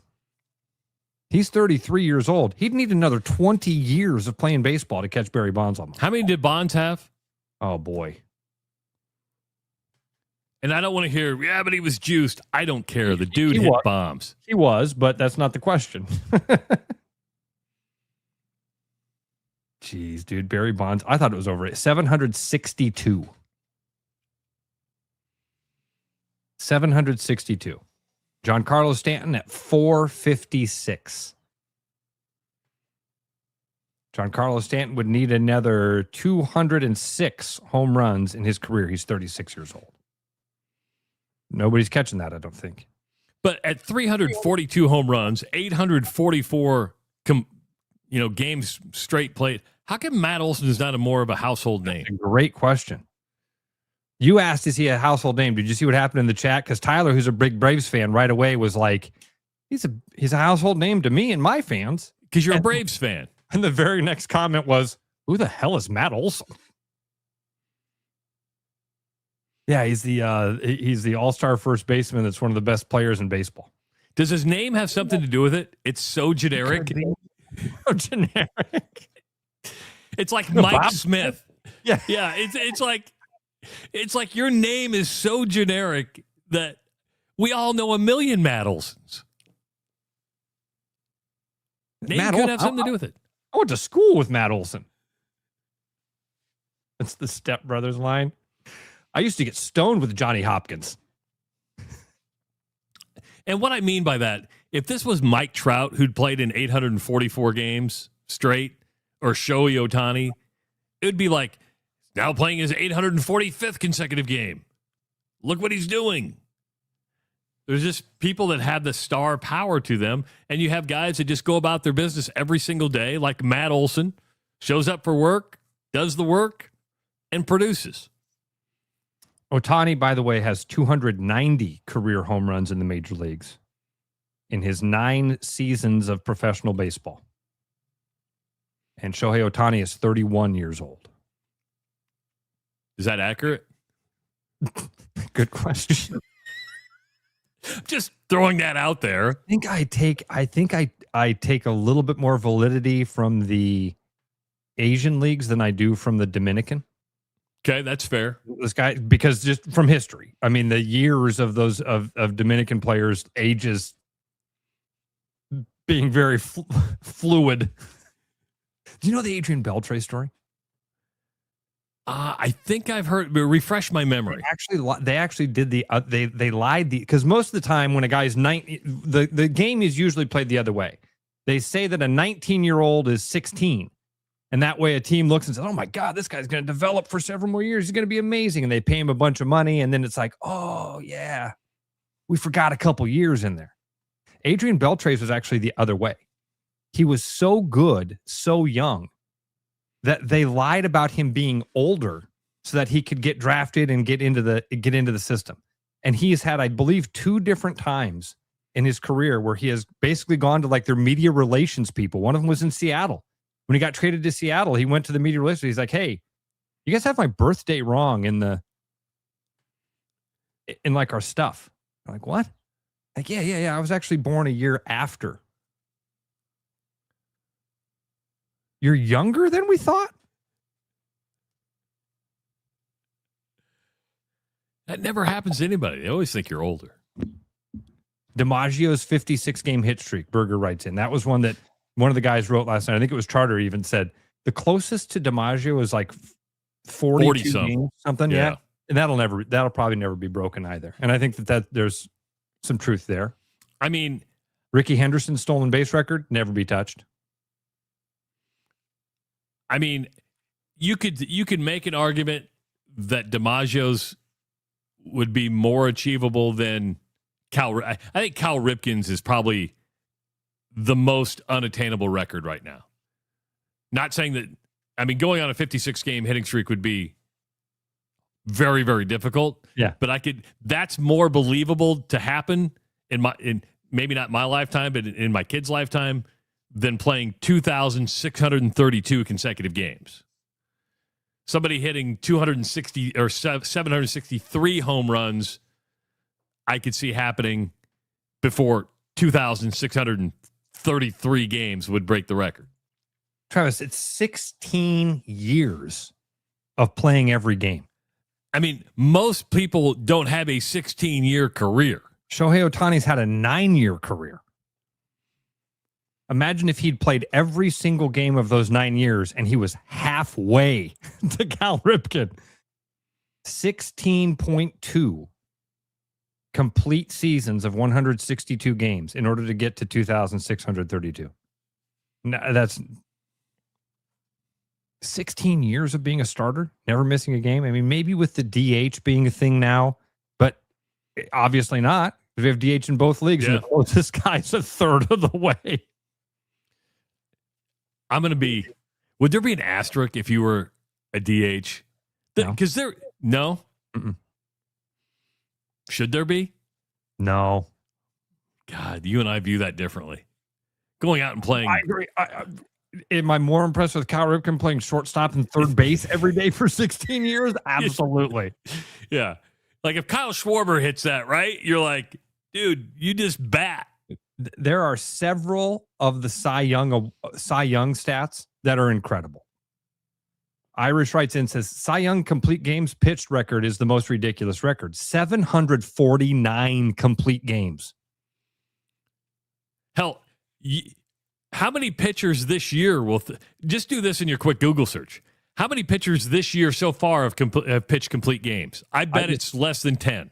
Travis, I just went to, oh my God. Oh my God. If it's 0, Travis, I Googled the 2020 because I wanted to know a full season. So Yeah. I just Googled the 2025 complete game MLB leaders. I challenge there were 3 guys. Framber Valdez, Nick Lodolo, and Tanner Bibby. Guys I've never heard of. They all tied for the most amount of complete games last year. Take a guess on the number. 1. 2. 3 guys had 2 complete games last year. Travis, I could count the number of guys that even threw 26. There were 26 complete games last year? There were 27, 20. There were 29 complete games thrown by 26 different players. 3 guys had 2. What? What? 2 complete games? And that's why the 300 win will be hard to get, because if you're getting pulled in the 5th or 6th, you may not even get the win. If your team, there's a good possibility you won't get the win. MLB leader in wins last year. Max Fried. How many wins did he have? 16? 19. 19. Winning 19 games a year. How many years would it take you to get to 762? Something like 40. Something like 40. 762 divided by 19. You should be able to do that math in your head. Yeah, sure, I should be able to. I was damn right. 40.1. Look at that East High education popping in. You are amazing. That's what that is. You are simply amazing. That is wild, dude. Some of those stats are incredible. To now again, totally different era when we talk about Cy Young. True, but is the era we're in today of getting guys in middle relief, is it good? I mean, Ross, we're going to see it now that even if you have a no-hitter, they're going to pull you because, yes, we had, 0 no-hitters last year? We've had 1 this year, and it was a combined no-hitter? Yeah. And combined no-hitters don't count in my book. Well, you got a no-no going, but we're going to pull you. You got to watch that pitch count. I think there's one multi-pitcher no-hitter that qualifies, and it's kind of a fun story. Do you know that Babe Ruth was a part of a multi-pitcher no-hitter? No. Started a game for Boston in like 1916 and got thrown out of the game for arguing balls and strikes in the first inning. Had retired the first two batters he faced. So Boston brings in a relief pitcher who then gets 8 1/3 innings of no-hit baseball. And Babe Ruth is a part of a no-hitter. By the way, who has the record for pitching wins? Because you did 762, and that's the home run record. Yeah, that's what I was trying to do at that point, wasn't I? Weren't we looking? No, at you were home runs doing at that pitching. point? You were doing wins. Damn it, wins. dude! I lost you again. And I even reset everything today so I could be able to hear you all day. What is going on at 7:24 every day? The gremlins are coming in, and that's what happens. The gremlins take over. When we come back, Mitch Widmeier is going to be joining us. We're going to be talking about the NBA Finals as the Knicks and Spurs square off in Game 1 tonight.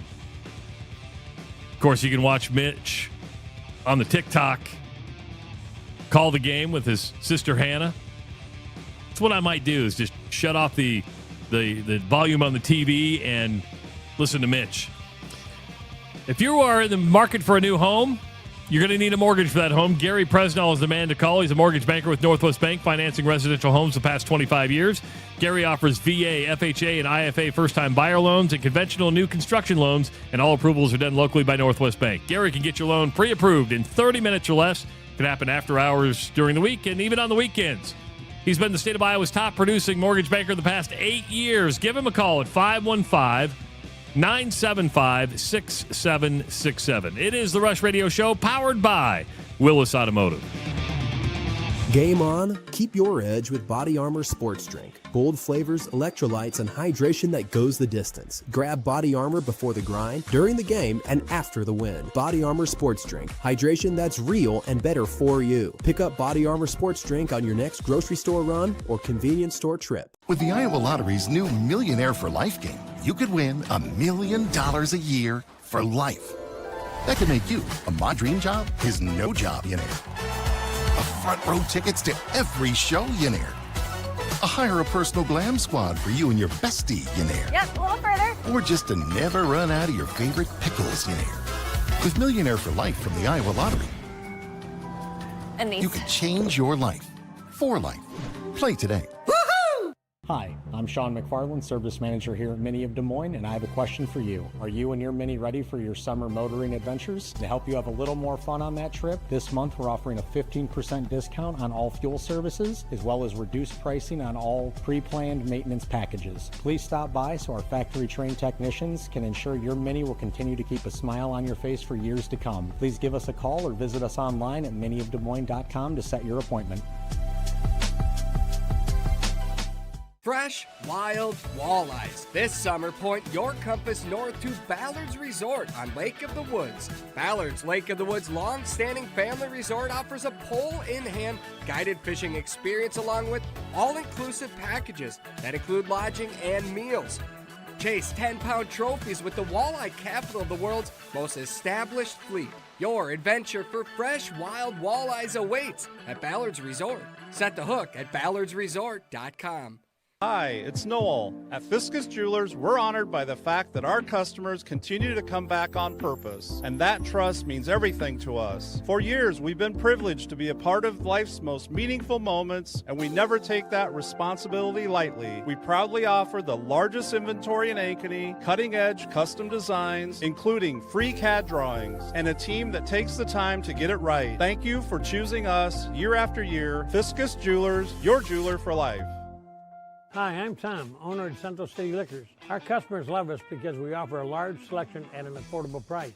And to keep costs low for you, we don't splurge on fancy promotions and expensive equipment. This commercial is being shot on a phone taped to a stick. Anyway, we are proud to announce our new rewards program that allows customers to save more the more they buy. So don't spend more to pay for fancy commercials. Save at Central City, where we know what's important. I told you we should have used duct tape. Did you know that over time your engine builds up carbon deposits on its valves, which can lead to poor performance, fuel economy, and even bigger issues down the road? With summer on its way and road trips abound, the last thing you want is a major repair. For the month of May, Willis Chevy is offering 15% off our GDI fuel service to clean out that carbon and get your engine running smooth. Don't let poor maintenance keep your family on the side of the road this summer. Visit us online at willischevy.com to schedule your appointment today. The Rush, presented by Willis Automotive, returns now with fresh sports takes and at least one unnecessary rant. Welcome back to the Rush Radio Show, powered by Willis Automotive. If you're not feeling right, do not ignore it. Treat it, but treat it your way. Urology Center of Iowa has a dedicated men's health wellness center designed to restore your confidence and your comfort and put you back in control. Because at UCI, you will get a personalized treatment based on you and nobody else. You deserve a clear plan, a private, tailored experience that is judgment-free care. That's UCI. Schedule an appointment with UCI today at IowaURO.com. NBA Finals get underway tonight. Game 1 between the Knicks and Spurs. We're Knicks fans during this, and because Mitch Widmeier has made us Knicks fans, and he's got his Knicks hat on this morning, he's all geared up. Are you ready for Game 1? I am ready for Game 1. Absolutely. How's it going, guys? Dude, I got to be honest, Mitch. I was pulling for them to lose one so that you could get a chance to go to Game 5, man, or Game 6. There was a little part of me that was sad that they swept because of your opportunity that you had. Is there any chance you're going to get a chance to get to the finals? Well, it was Game 5 that I was going to go to, okay. And I just want the Knicks to win. Okay. Good news on that front. I was invited to go to Game 4 of the finals, so I will be at Game 4. No way! So there's a guarantee. You will not miss a game now. It is guaranteed. And by the way, those tickets are going for like $5,000 each. Are you going to be courtside? Are you going to scalp it? Are you just going to scalp your ticket? I would never do that. But no, yeah, Mike Breen has invited me to be his guest for Game 4, so I will be at Game 4. Oh, Mitch, that's so cool, man. Yeah, I cannot wait. And like Travis said, it's a guarantee. There's going to be at least 4 games. So I'm so happy for you, buddy. That is so freaking cool, man. So cool. That's even better. Yeah, I agree. Yeah. That was what you said last week. Remember, you were like, well, what if they lose and you get a chance to go to the finals? Mitch is like, dude, there's so many logistic things there. Like, I really did have this thing in my head. I was even telling people, because a lot of people, Mitch, have heard your story and heard about Hannah here, and almost daily somebody's asking me about you now and wondering about. And I've told people, like, man, I just don't think he's going to be able to get to the finals because there's so many logistic things that have to happen. And a lot of people have been like, it's the fucking Knicks. They can't move logistics. Yeah. Good. Awesome, dude. I'm so happy for you, man. Yeah.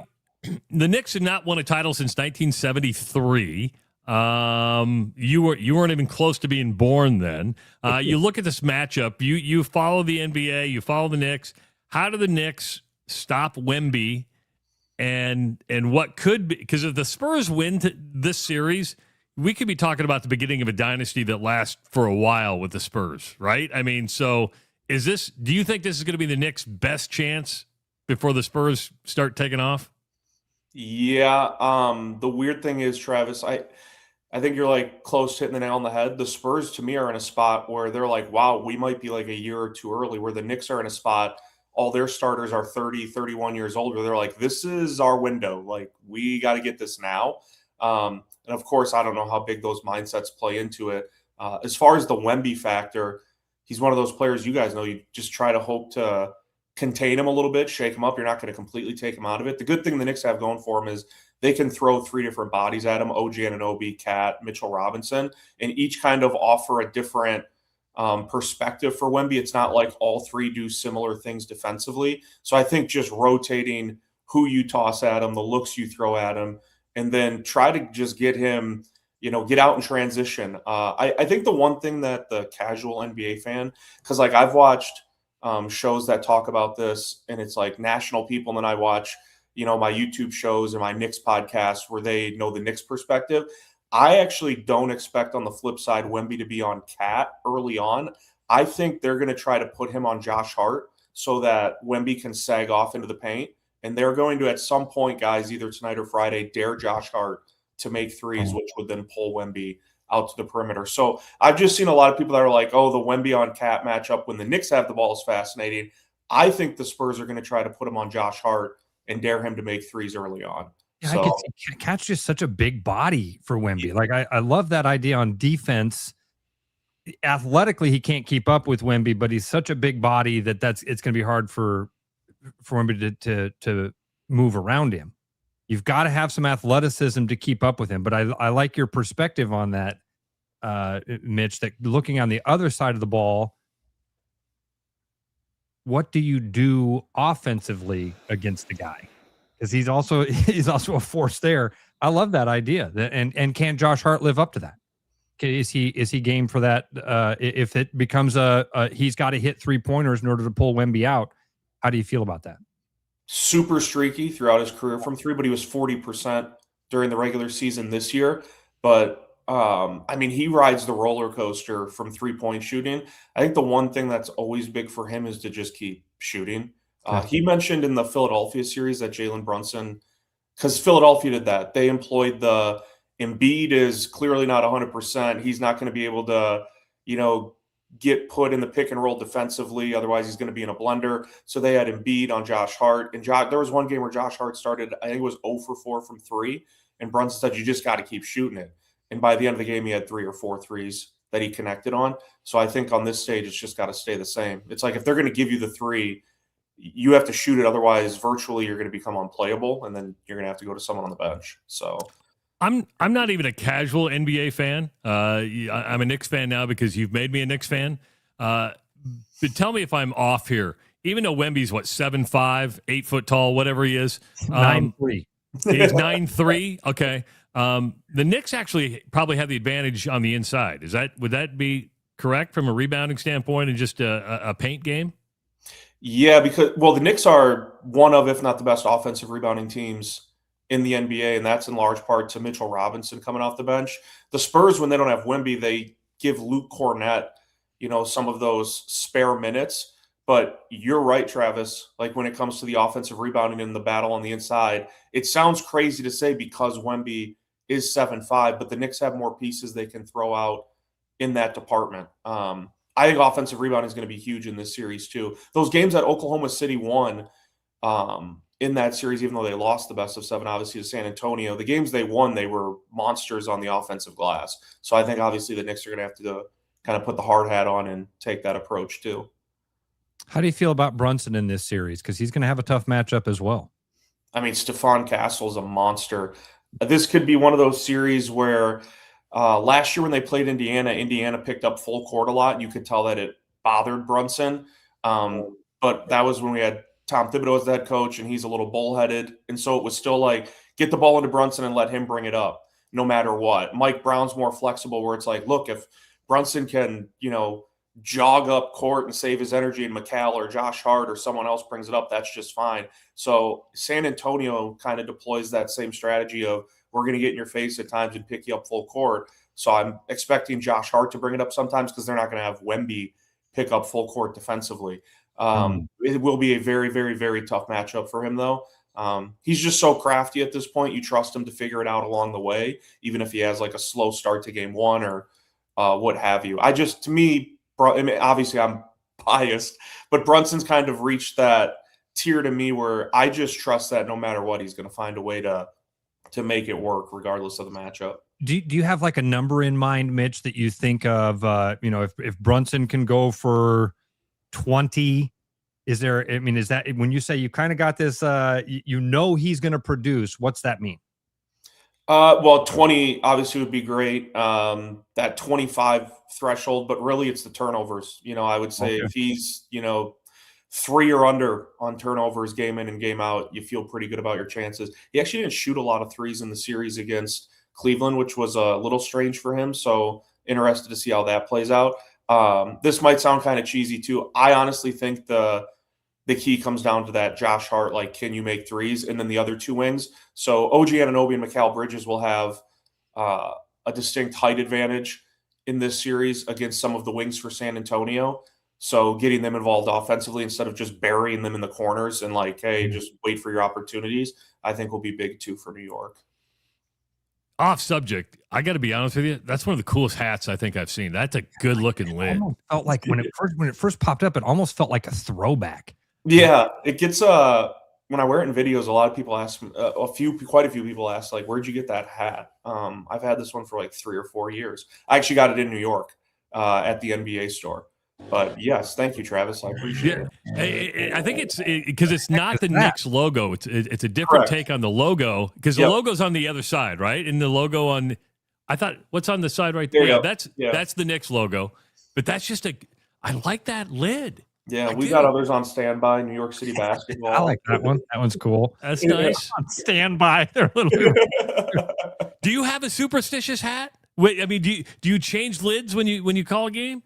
No, I try not to be superstitious because I think it'll drive me nuts if I have one superstition, Travis, I'd end up having a dozen. So I try to just zone out from that perspective.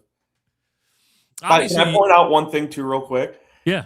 I freaking love that you guys have said repeatedly, like, we're now Knicks fans. We're now Knicks fans. I had one of my best friends. I was in his wedding on Saturday. He got married in Cedar Rapids, and all my friends, their wives, are just talking about Hannah's videos, the Knicks, and I'm not joking. And my buddy who got married, his aunt, who I've never met before, came up and she was like, "You must be Mitch." And I was like, "Yeah, I am." And she said, "I just want you to know, never ever in my life did I think I'd be watching professional basketball." And she said, "I have only missed 2 Knicks playoff games now because of what Adro showed me." And she said, "And then my husband and I sit there and refresh your sister's Instagram after every game until you post your video." And I'm like, all right, we're getting all sorts of people on board here. This is awesome.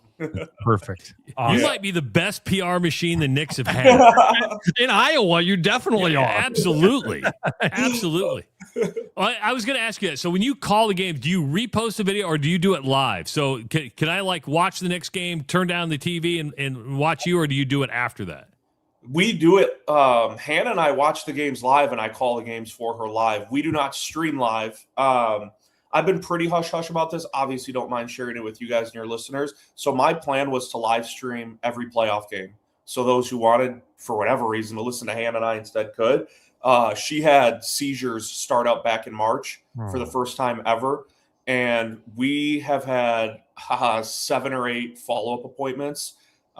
We were in the hospital for a week. This was middle of March. They still have not found the cause of the seizures. And on top of that, she's on a med for it, but it's a sedative. And so they're tinkering with the dosage to try to figure out the happy medium of Hannah's still Hannah and not sleeping a ton, but the med's also doing its part. But it was the easiest decision, like after talking to her doctors, because her doctor is aware of the videos we do. And it was very obvious, like, do not live stream because I would be mortified if she had a seizure while we were live streaming. That makes sense. And that makes that's sense. also me protecting her, obviously, too. Yeah, very smart. In her best interest. So, yeah, our plan was to live stream during the playoffs, but we're in the middle of trying to figure out a seizure problem that she. So, question: were any of the playoff games when she was in the hospital? And did you do the videos in the hospital? Like everybody's coming around, going, "What's going on in the room? Let's go watch Mitch." It was middle of March, so still regular season. Okay. There were 3 games that happened during that span, but we didn't do any videos. I think they would have put me in a straitjacket if I would have attempted to do those videos in the hospital. It's funny when the Hawks were making their run in March Madness. My dad was in the hospital, and so my brother and I would go and sit in the hospital rooms with him. And remember when they beat Nebraska? There were a lot of people posting videos of like their watch parties. Yeah. And my brother and I kind of joked about that. Like, Dad's asleep in the background on the gurney, and we're like, yeah, get the phone out. Like that. Right. Yep. Yeah. I mean, the Knicks haven't lost forever. They've won like 430 straight games. Do they win tonight? And how do you think this series goes? Obviously, I'm not going to pick against the Knicks. It's not going to there's not going to be a sweep. The Spurs are too good. I said that about Cleveland, though, but the Spurs truly are just on another level. Plus, the Knicks are the road team in this series to start off. I do think they win game 1, but I would expect San Antonio to punch back harder and take game 2. I said Knicks in 6 when I was talking to my buddies. That's also been like the war cry for years for the Knicks to say Knicks in 6.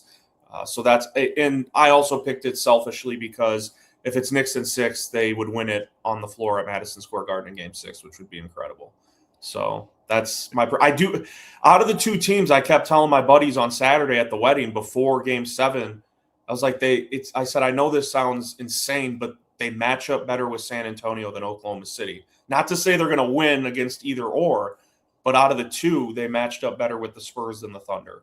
So you got the matchup you wanted. Yeah, I'm not saying I got my wish, though, because like you'd be dumb to say that knowing that it's Wemby on the opposite side. Yeah. All right. So Game 1 is tonight. Yep. Game 2 is Friday. Game 3 is Monday. So Game 4 is next Wednesday? Correct. Yep. Okay. And what's your travel plans then? I fly out Tuesday, come back Friday morning. Okay. Cannot wait. I can't wait for you either, buddy. That's going to be great. You're going to need to find a way to, if they win, and I was watching Unsportsmanlike this morning on ESPN, and they were talking about if they win the parade, you might have to try to get out there for the parade because it's going to be incredible if they do it. You should be on a float. You should. I did. I get so many people that DM me questions about Hannah, like out of curiosity about her. And so I did like a Q&A thing on her Instagram last week. I actually saw that. And there were a ton of people saying like, not even asking questions, but tons of people submitted stuff in the Q&A. And it was to some extent of, if the Knicks win it all and they don't reach out to you to get Hannah on a float, like we're doing this wrong and stuff. It's like, they don't know logistically that, it'd be impossible to get Hannah out there. But there was a lot of people submitting Hannah in the parade type questions, which would be pretty funny. That would be great. The two of you on a float together, you're calling the float to her as calling the people parade. Who don't know would be like, who the hell are they? Yeah, like, what are they doing? Yeah. I am curious because has the attention stayed the same? Has it gone down since the story ran on ESPN? And I am curious. Has anybody called and offered you a job to do play-by-play, like for a CBA team or a college? Have you gotten any job offers coming your way? It's gone up, obviously, since the story aired. I think I can share this. I don't care either way. There's been like 3 agencies that have reached out.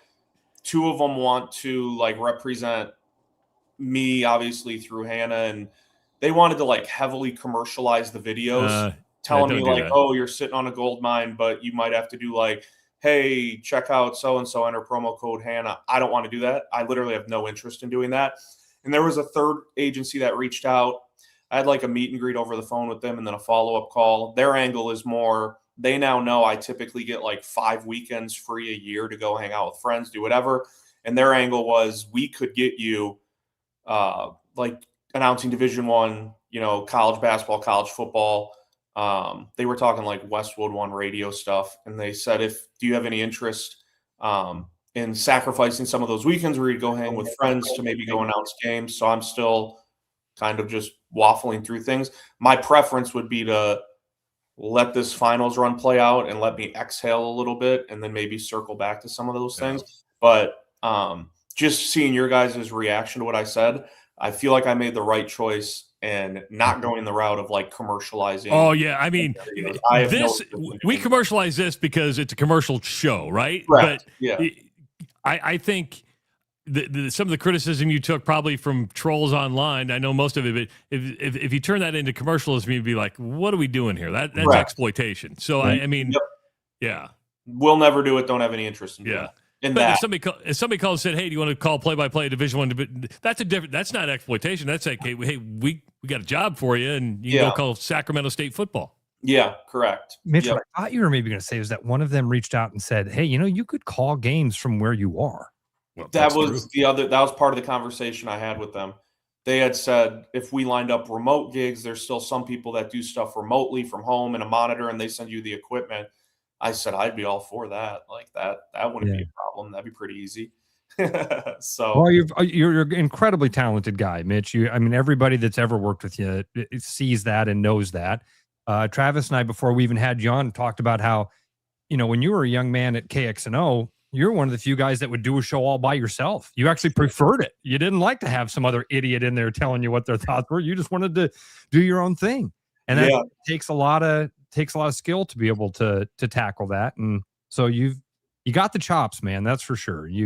But I love that they've reached out to you to even make that a possibility for you. I'm so excited for you in Game 4, dude. I can't. Yeah. Oh, and so we do, because we're selfish. We do expect a live the day after. I mean, we'll be an hour later too. That's good. You'll be up. You'll be hungover. I'm going to ask now. Do you want to hop on tomorrow? We got a spot at 7:00 if you want to do a game recap with us tomorrow. Tomorrow 7 a.m. Yeah, I'll do tomorrow 7 a.m. Okay. Oh, Mitch, awesome. There you go. All right. We're trying to make more Knicks fans. That's what we're trying to do. Yeah, we're all Knicks fans now. That's for sure. Well, I hope you like talking about the games. I mean, it's like, and Lord knows you know more about it than Ross and I combined, and probably 90% of the people in the chat. So it's good stuff. So yeah, let's get all right on board. All right, Mitch. Thanks so much, buddy. We'll talk to you tomorrow at 7, and go Knicks tonight, bud. Yep. Thank you, guys. Appreciate it. Thanks, buddy. Our NBA resident expert, Mitch Widmeier, joining us on the Rush Radio Show. That literally put tears in my eyes. I'm not kidding. I love that guy. Mitch is such a great young man. He's such. He brought it up. It glows out of him. It's awesome. I feel bad I never got to meet him because of my work situation at KXNO. I was never in the studio, right? I mean, so I never got to meet Mitch. And I'm wondering if he produced a show in the morning. I'm pretty sure he did. Okay. I mean, dude, the kid, he was there picking up loose balls all over the place when he was there. When he could. I mean, obviously, as you can tell, the priority has always been Hannah. And we were lucky enough to have him at the radio station for a little while to fill in for us and pick up some of that stuff. And then lucky enough to get to call him a friend. Hey, folks, coming up on June 13th, it's Shields Grill Fest, the third annual Shields Grill Fest from 11 o'clock to 4 o'clock. It's going to be in the front parking lot of the West Des Moines Shields. It's absolutely free to attend. Now, this is a great event for anyone who loves grilling, smoking, barbecue, backyard cooking, or just eating great food. Who doesn't love to eat great food? Do you know anybody who just like, I'd rather have just generic food? Yeah. I'd rather go to a fast food place than have meat off the grill? No. And don't forget, Father's Day is right around the corner. So if you're looking for a new grill, a new smoker, some sauces, some seasonings, accessories to go with your backyard barbecue, you can get this all in one place. It's at Shields on June 13th.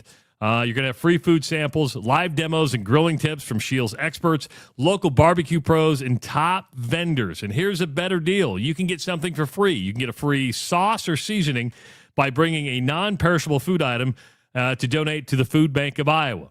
So you'll get a free sauce or a free seasoning when you bring a non-perishable food item. So make plans to stop by the third annual Shields Grill Fest Saturday, June 13th from 11 to 4 in the front parking lot of the West Des Moines Shields and have a lot of fun. Hey, by the way, ironic the timing of this. You're in the middle of that read. We got an email.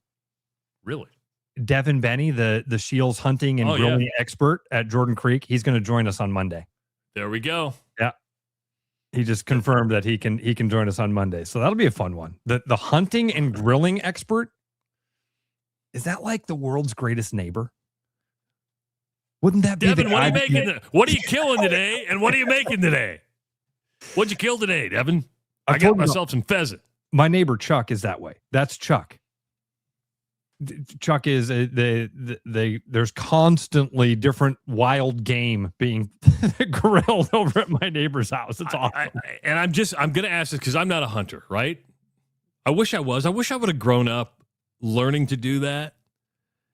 But if you're a hunter, aren't you just naturally a barbecuer or a smoker or a cooking expert? I think so. Yeah. I don't know many guys that hunt that aren't grillers. That's a good point. Do you know many? Because, we were encouraging people to go up to Ballard's and you get to take your fish home that you catch up there. Do you know any fishermen who aren't good after that? Like, cleaning it and skinning it. Like, hey, I caught this thing. Somebody want to take care of this for me? I know a lot of guys that are that way. Yeah. I know a lot of guys that are that way. Listen, I don't think he would mind me saying this. Bruno's kind of that way. You know what I mean? He's not necessarily a, hey, give me the fillet knife and let me tackle this thing. Bruno's like, hey, I caught this thing. Can I go get a drink while you guys make this? I prefer that method. Now listen, I can fillet a fish and debone a perch and all, you know what I mean? The things that you have to do. I think I can fillet a northern and get the Y bones out, but I'd probably want to watch a video to remind me how to do it. But I'm willing to do it. But man, when you're up, like Ballard's is a great example. If you've got a chef, let him cook. Yeah. Absolutely. Donnie said, debone? Question mark? Yeah. Yeah, you got to get the ribs out, Donnie. What's the easiest fish to fillet? I mean, a lot of them are just filleted, right? Where you cut behind the gill, you go along the spine, you flop that over, and you peel, you fillet it off the skin. That's how you do a walleye. That's how you do a perch. Most fish, especially in Iowa, are that way. Catfish, you got to do them a little bit different. You bleed them out, you skin them, you do some other stuff with a catfish. A trout a trout you don't even need to fillet. A trout, you basically cut its gills, cut it down the middle, open it up, and put it on the grill. Oh, really? Yeah. See, stuff I should have learned as a Boy Scout, but I got kicked out of Boy Scouts. Ray asks, how many people that go fishing in Canada have never gone fishing? Oh, Ray, 10%, something like that. Every now and again. I mean, again, Bruno is my best example. Bruno has a fishing pole. He's used it to get a Frisbee off a roof. It's the only time he's ever used his own fishing pole. But we go up there, we have a great time.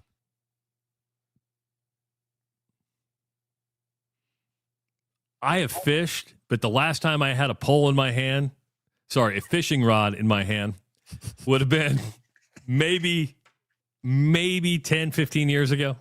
So I would say that I would be a newbie when it came. Eli and I went fishing last night. We made a little tent in the back of the truck for Audrey and went and fished at the spillway.